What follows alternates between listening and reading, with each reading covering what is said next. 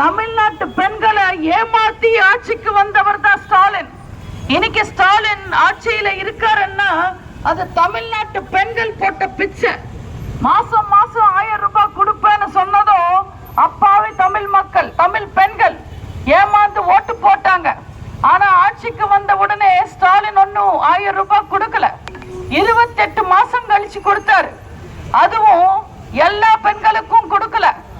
தகுதியான